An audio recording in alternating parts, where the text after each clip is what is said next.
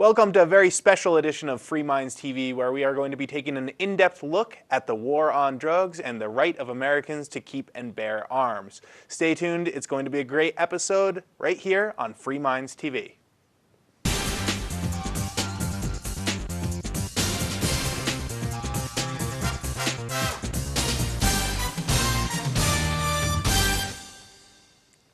And welcome to an extra special edition of Free Minds TV, where we challenge you, the viewer, to think outside the box. It is episode 147, and as always, it is Toby here with you. And Nick. Now, Nick, we've been doing this show for quite a while, and we've really gone over almost all the topics we can. But there's a couple of them that are really divisive issues, stuff that we really like to talk about, but don't necessarily fall on all Democrats or Republicans, conservative, liberals. There are two subjects that we get a lot of mail about. People send us mail thinking one way or the other. I mean, there's some liberals that watch the show that really like our take on the war on drugs, but are all upset when it comes to what we have to say about guns and the Second Amendment. So, and same with, there are some conservatives who watch this show who like our stand on things like guns or like the economy. And they don't like our stand on things like the war on drugs. Out of the myriads, the hundreds of topics we covered, I think that's probably what brings in the most mail, especially the most upset mail, with people being like, whoa, I really thought that I was on your side on this. You were conservative young folk thinking that it's important for Americans to keep and bear arms, but then you're going off the deep end saying that we should legalize not only marijuana, but all drugs. I mean, you guys are crazy. So I think it's important to sometimes slow things down, bring it back, and talk about that, talk about those issues. That's why we don't have papers in front of us today, because instead of bringing in news stories and talking about news stories and relating them back to the principles of liberty and freedom and where we're coming from, we decided to just focus in on these two topics. First, we're going to really make those liberals out there happy, maybe even push some of them beyond their comfort zone. With talking about the war on drugs. I mean, I think that most liberals out there think that the war on drugs is a complete failure, but I think we're going to be pushing them a little bit further over the edge. And then in the second half of tonight's show, we're really going to piss them off when we talk about the Second Amendment and our take on that. But then in turn, we're going to be making our conservative viewers very happy on that one. So if you are a conservative viewer, hold out. We're going to be making you happy and maybe even expanding your mind in the first half. And if you are one of those liberal socialist viewers out there, well, stay tuned for the second half of tonight's show. I think it's important for you to watch. But Nick, let's first start off on the topic of the war on drugs. I mean, the war on drugs has been going on now for officially, I think it's in its 40th anniversary, but it's really been going on for longer than that. I mean, drugs have certainly been illegal. Before the 1970s, it was just a major crackdown with the Nixon administration. And a lot of, I mean, the drug laws didn't come about, they weren't implemented on a federal level at first. For people who are unfamiliar with the subject, it was not federalized for some time. There were a lot of drugs that were criminalized on the state level or on a local level before it ever became a federal issue. So it's not that drugs have always been handled by the U.S. federal government. There were a lot of states in the American Southwest that decided they wanted to criminalize marijuana because, well, largely because it was a favorite drug of Mexican immigrants. One of the major reasons that cocaine was outlawed in many southern states was that it was considered a drug used by blacks. I mean, blacks were seen as the primary users of cocaine. And there was a lot of propaganda cooked up around that to say that cocaine made black men rape white women. And there was, to a large extent, a lot of the early prohibitions were really backed up by not only propaganda, but very racist propaganda. Right, and of course, I mean, while minorities usually were singled out in a lot of these cases to go after, I mean, there were also other issues at stake, like the cotton industry was very frightened by the prospect of competing with hemp, which is arguably a fiber that's easier to work with and more versatile than cotton. And so that was a big lobby to push for it to be outlawed on a nationwide basis, beyond places where, like the Southwest, where there was already sort of some bigotry directed towards Mexicans, so it was easy to target them, since at the time, at least the perception was they were the primary users of marijuana, so let's go after them.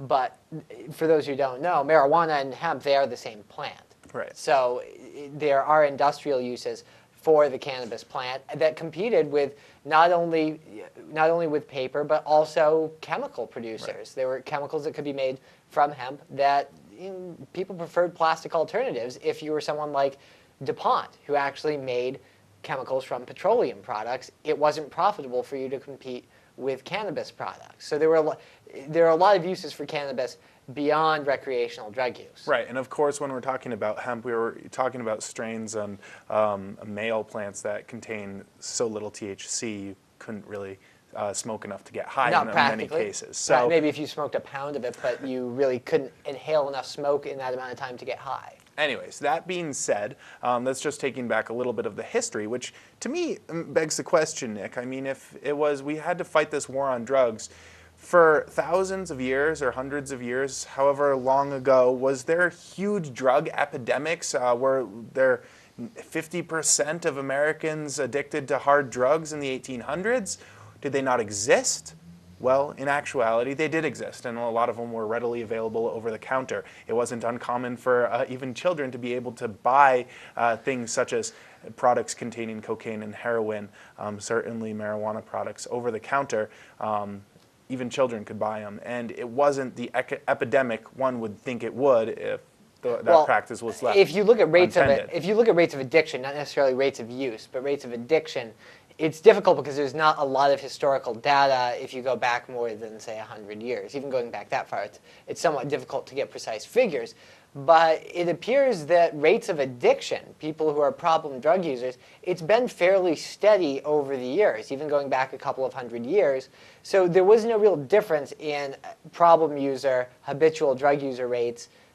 There hasn't been much difference since we started the war on drugs, except that now there's a lot of other problems that go along with drug use beyond the destructive influence of the drug itself. But you were, at one point in this country, 100 years ago, able to buy laudanum over the counter, which was essentially opium. You could buy marijuana over the counter if you wanted it. So drugs were effectively completely legal in the United States, except for maybe a few local bans, and there were a couple states that targeted certain drugs. But overall, drugs were completely legal at one point in the United States, and there was not an epidemic. The sky was not falling down. But little by little, states and then the federal government did criminalize the use of drugs. Now, it's interesting here. I mean, we started off talking about how this wasn't a federal level, a federal issue for most of the United States history, and that's because of this pesky little thing we call the Constitution, for one. I mean, back in the days of Prohibition, alcohol prohibition, it required a constitutional amendment to make alcohol illegal. And I mean, we've been over this over and over again, but it's a very, very important point.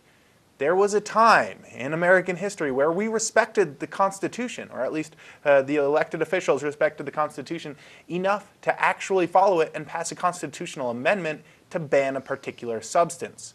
Now, our forefathers, the people who came before this generation of drunken sailors in Washington, knew that it was very important to follow the Constitution and actually go by what's written down. And that's why they passed a constitutional amendment to prohibit alcohol, and then another one to repeal it.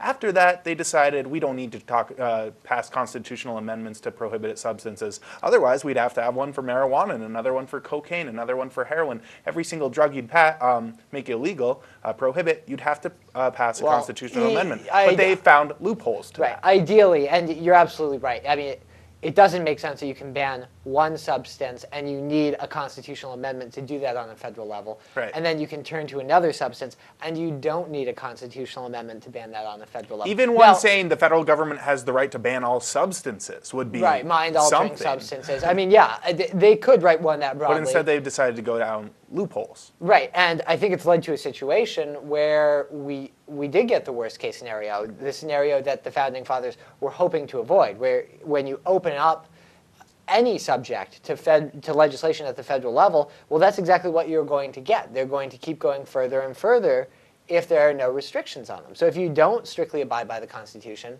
what you end up with is a government that can legislate on any topic it wants. Right. Which is what the Constitution was made to prevent. Right. So rather than passing a constitutional amendment to prohibit marijuana or, say, prohibit all mind-altering substances, they decided to make the Stamp Act. I think it was in 1937 they passed the Stamp Act to make marijuana illegal, demonizing the plant, and we had all that reefer madness stuff. I mean, people believed that people who were going to smoke marijuana could be deadly, kill people, eat people. I mean, talking about, yes, savagely raping people and then eating their bodies if you partook in this deadly reefer plant. Since then, most of those stories have been dispelled, but it's amazing. When I email my representatives, just here, even on the local level in New Hampshire, some of the replies I've gotten back still have those same reefer madness stories behind. They still have that rhetoric of being scared of this evil, horribly scary plant that's going to ruin us all if it's made legal.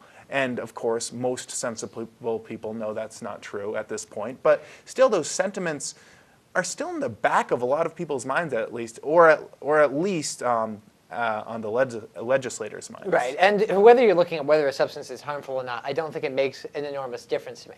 Exactly. I mean, I think at the core of the issue is, if you're an adult, if you're a free person, you should be able to make a decision about what you put into your own body, whether you take care of it or not. And if we're going to say we can tell people what chemicals they can and can't put into their body, then you're getting to a point where you're telling people what foods are healthy enough to eat. It's a slippery slope. And we are getting to the point where we're telling people what kind of food they can put into their body. That's not the direction I'd like to go. I'd like to live in a society where people are free to make choices, even if I think they're poor decisions, even if they're choosing to use a drug like cocaine or heroin. Because quite honestly, if you're a free person, you should be able to make a decision about what you do with your own body. And drug prohibition is not effective. It doesn't matter whether you're talking about prohibiting marijuana or whether you're prohibiting methamphetamine. It's simply not effective at eliminating drug use. If it was, well, we would have seen drug use rates plummet when the war on drugs was instituted. And we've seen the budget go up and up for the war on drugs. We've seen more and more draconian enforcement measures. And we haven't seen usage rates decrease. We've seen more drugs on the streets. And in fact, harder and more dangerous drugs on the streets, much as in Prohibition we saw America turn away from beer and wine to a less bulky, more readily, a form of liquor you can more readily smuggle, hard liquor. And that is something that had an effect even years after Prohibition was repealed. It's still having an effect. Americans still drink more hard liquor than they did prior to Prohibition. And that could be because we don't have a complete lift on Prohibition. I mean, you have to be 21 to drink it, and you oftentimes see high schoolers and early college youths going out and with flasks and drinking hard alcohol because, well, buying a beer, you can't do that unless you're 21, and if you're going out, you need to be able to conceal it, et cetera, et cetera. So, I mean, we still have a certain level of Prohibition, which is still teaching young children to essentially binge drink using hard alcohol. Now let's take it to what it's done with the war on drugs. You mentioned people are moving to harder and harder drugs, which is true.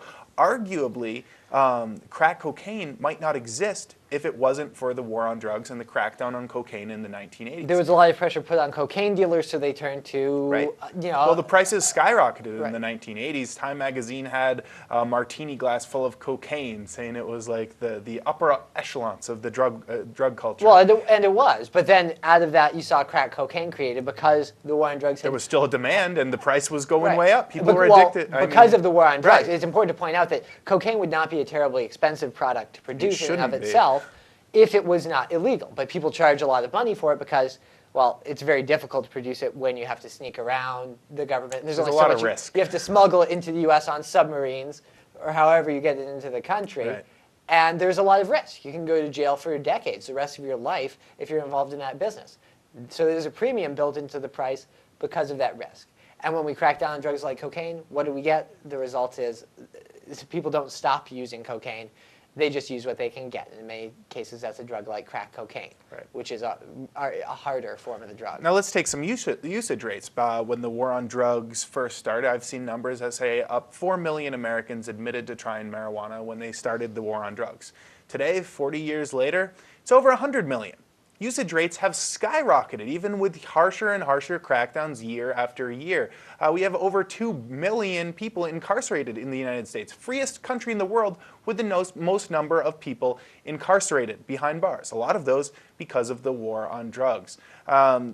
Looking at other country usage rates that have said, look, this war on drugs is not working. We're throwing people behind bars, we're costing so much money, and usage rates are still going up. They've started decriminalizing them, such as in Portugal. They've decriminalized all kinds of small amounts of drugs. And what have we seen? We've seen usage rates go down drastically. Cocaine rates in Portugal are half that of other European countries who have much harsher, more draconian laws. And they've seen those declines on cocaine and all across the board on drug use since they decriminalized and made no penalties for the small user. I think when you get right down to it, a lot of people will use drugs recreationally, but obviously there are people out there, there are addicts out there who, they do choose to start using a substance and they become addicted and it sidetracks their life. A lot of people do end up on the wrong path.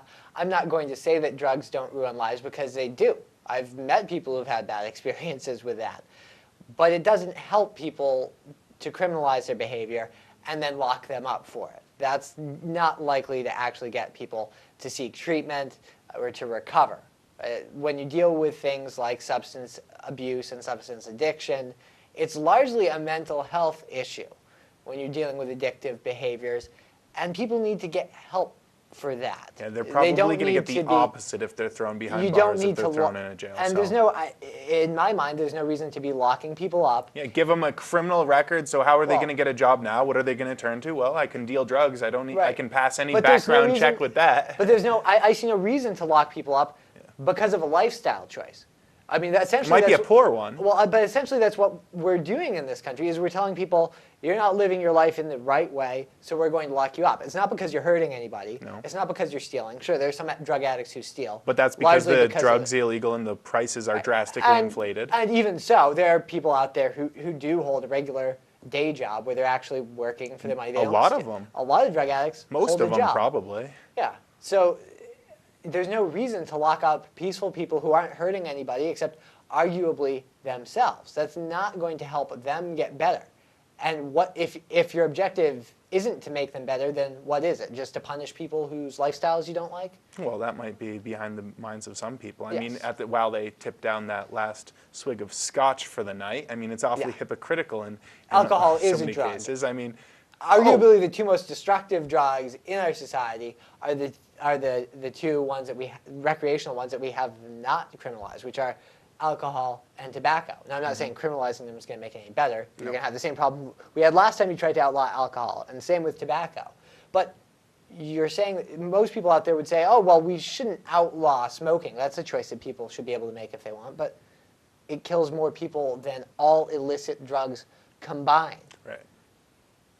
Same with alcohol. Anyways, Nick, we are coming to a close. I know that there's much more to talk about this, but we do need to go over to the other side as well. Before we end this, though, I do want to say the discussion is starting to move forward, not only on marijuana. We've talked about countless stories about marijuana reform all around the United States and all around the world, actually.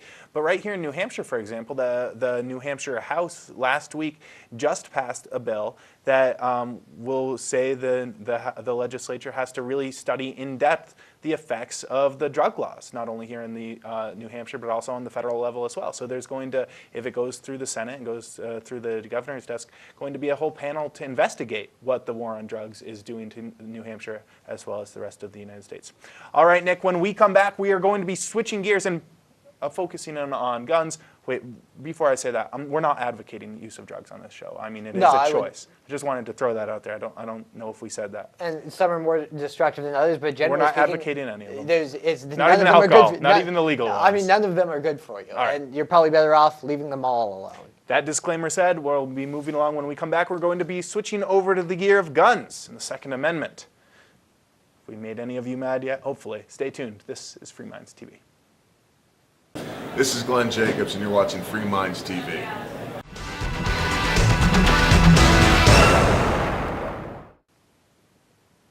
And welcome back to Free Minds TV. It is Toby here with you. And Nick. I'd like to invite you to log on to our website. freemindsmedia.org is the address. From there, there's not only all the archives of the TV show, the members side, ways to help the show, contact info, but there's also the radio side of the show as well. All up at freemindsmedia.org. All right, Nick, when we left, we were talking about the war on drugs and how we think that we should legalize all drugs, even the really hard ones, because the consequences of the war on drugs are worse for not only the individual, but also for society as a whole, than keeping the laws on the books and locking people up. I mean, the unintended consequences can be much worse. And there are also unintended consequences of guns. Now, growing up, I grew up as a liberal. I was raised to think that Democrats good, Republicans bad, whatever the issue. So I was sympathetic to ideas of repealing drug laws. But one thing I wasn't as sympathetic to were the guns, because those were a Republican subject, Nick, and Republicans liked guns. So I couldn't like them as much. So I grew up on the sympathetic side of more liberal thought.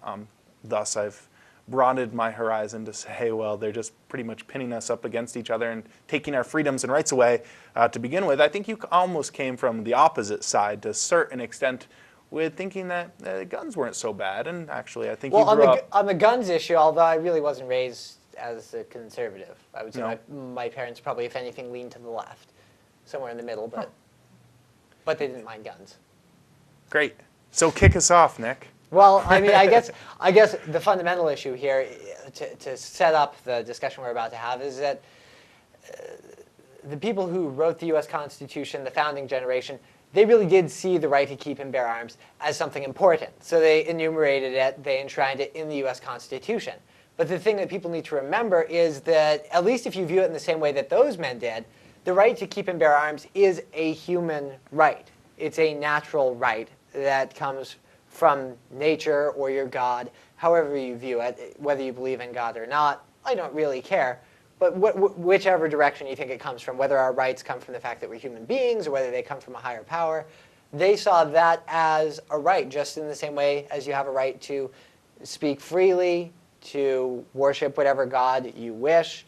Those are fundamental human rights. I see the right to keep and bear arms as the same thing, because it's the right to own the means to defend yourself and preserve your own life and defend your life and your liberty. So I see it as a fundamental right, not something that we can do because it's written down on a piece of paper. I think that's the fundamental thing that gets lost sometimes because there is a constitutional amendment enshrining it. So it's not that the government's giving you the right to bear arms. It's that you have that God-given right, and the government's supposed to protect it and not pass any laws prohibiting or infringing on that right. Yeah. Okay. And I think more fundamentally, if you want to talk about the case for having an armed society, if you look at societies throughout history, usually ones where the general populace was well armed, where you had not a professional army but a militia system, a system where you had an armed populace, those tended to be more free societies because, well, the common people had the means to defend themselves, and the common people were also the source of the military power for the country. So it was very difficult for the leaders in that country, whether it was a king or whether it was a republic, to wield as much control over them. Yeah, you can't get too draconian or they're going to fight back. It's harder to tyrannize an armed populace. Right. But if you look at other states that have existed throughout history, where you either had a professional army or up until more recently, you had mercenary forces, especially in Europe, that instead of even having a national army, where the people were deprived the right to arms, and you had either foreigners doing it or a professional military class, usually those were more tyrannical states, because the only people who were allowed to have arms were the people who worked for the king or the republic, and the common people were denied the means to defend themselves. So it was very easy for the government to get violent and nasty with the people because, well, they lacked any kind of arms or skills in using those arms. Mm-hmm. And I think if you look at societies not only like our own, which I think has largely remained somewhat more free than the rest of the world, partly due to the fact that it is an armed society, but also societies like Switzerland, or really to a lesser extent, if you look at any of the English-speaking countries that were once a part of the Commonwealth, Australia, Canada, at one point they all had the same tradition of having an armed citizenry, which has largely been abandoned in many of those other English-speaking countries more recently. I think largely they've remained more free relative to most of the rest of the world, in part because they had that tradition. That was one of those English traditions, like the trial by jury, or like, well, the right to a free press kind of came because of us. But trial by jury, I would say, is another reason that we have those traditions of liberty in the English-speaking countries. There were some institutions there that existed that made that government more friendly towards liberty. And I think having an armed society, having the concept that men have a right to arms is one thing that's kept us more free. And that was something that did exist in England at one time and in Canada. Now, Nick, we only have a few minutes left to talk about this, but I wanted to bring it back to, we said we were going to be talking about the right to bear arms here in the United States, in America. Now, when it was enshrined in the Constitution, when our founding fathers decided that this was a right that needed to be protected, I think that the take on it is not only because you should be able to defend yourself against burglars and robbers and stuff, was they were just coming off defending themselves from a government that was very harsh and mean, a draconian government, and they had just fought off that government using these weapons. So they thought it was important to enshrine that right so that if their set up government, even if they're setting up a government with a constitution, if that fails and it doesn't work out, the people could revolt, fight back, and form a new government. Right. And I think that part is completely lost. And in current debates, in current talks about the Second Amendment, it seems to have fallen off. It's something that people shy away from. And I'm trying to focus on that because I think that was the fundamental framing issue. If you want to talk about violent crime, typically we can talk all we want about the statistics. Typically, overall, the trend is if you look at states and jurisdictions in this country that have less restrictive gun laws, where it's easier for people to keep guns in their home and on their person for defense against common criminals, violent crime rates tend to be lower. So gun control does not work if you're talking about it from a public policy standpoint. Look at a place like New York City, Washington, D.C., Los Angeles. Those are all places with very strict gun control, very high rates of gun crime. And gun control does not work for many of the same reasons that the war on drugs does not work. It's another prohibition. It does not work. And it's wrong to deprive law-abiding citizens of their right to arms because of what a handful of criminals do. And it's also more reason that you should have guns is if there's people out there that will hurt you. I mean, criminals. Right. But as far as limiting how far the government can go in growing and becoming tyrannical, I think absolutely. I think that was the intention. So if a government has the gun, so should the citizenry, really. Right, and the Founding Fathers were even coming from a place where there was no real standing army in the early American Republic, where the people, the common people who had day jobs, were the soldiers who would be called up in time of war. It was a militia system, and so the arms resided with the people, and the government had to have the ability to call them up. If the people weren't willing to do that, then the government really had no power of its own. And that's not to say I'm advocating violence or that you should be dusting off your guns anytime soon, because I think violence is really a last resort. And I'm not saying that at some point in the future, in a hypothetical future, that might not be necessary. But as long as you're free to do this TV show and speak your mind, and violence is not a resort. Right. But even well, the citizens, it is a resort, though. I think it's a very last resort. It's a very even last having resort. the guns, even just the citizens being able, having the right enshrined to keep and bear arms, prevents a lot of these tyrannical laws from being created. It's a deterrent to keep the government from overstepping. And a deterrent from that burglar coming into your house. If you think that there should be stricter gun laws or even keep the ones we have, how about this? Put up a big old billboard in your yard that says, "Don't worry, burglars, this house contains no guns." And just to point this out, I mean, just when we were ending the last segment, we were making it clear. We weren't telling people to go out and use drugs. Don't go out and shoot anybody, because as long as a peaceful revolution is possible, it's really not appropriate to turn to violence. Absolutely. With that, send your thoughts, your hate mail, your like mail to fmtv@freemindsmedia.org. Log on to freemindsmedia.org for contact info, ways to help the show, archives, and all that stuff. Until next week, it's been Toby here with you. And Nick. Have a good one. That one quick.